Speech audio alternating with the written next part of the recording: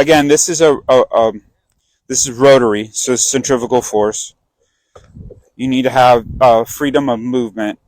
So if we were to, that it does come down to flexibility a little bit, but if we were to set with our feet relatively square, it's going to limit how much my femur can actually turn, how much my hips can turn, and where my femur is actually set. And if I get stuck and I'm not able to turn, I'm either going to put a lot of pressure on my ligaments and joints, or I'm going to use a lot of upper body, and then that becomes really inaccurate because, again, we were talking about how the legs are the power source, right?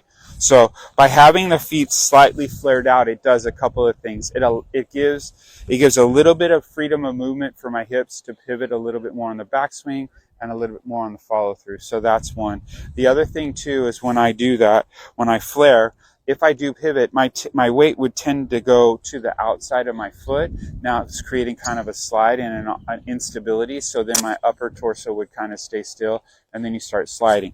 If I flare it out, so my toes are a little wider than my hips, I can actually pivot and not feel like I'm sliding my hips, because it would be very dramatic if I slid my hips. So now I can go and I can turn. Like if I was trying to pick something up. So if you think about if I was picking something up heavy, right, a kettlebell, a weight ball, whatever you want, and you're throwing it against the wall. If I stand like this and I go like this, I'm going to feel very unstable. Which is if I'm like this and I'm kind of in a ready position, like if you're playing basketball or football or tag or whatever, and you're, little flex in the knees, weight kind of on the balls of the feet, and you're moving, you don't really stand like this, because you know what I'm saying?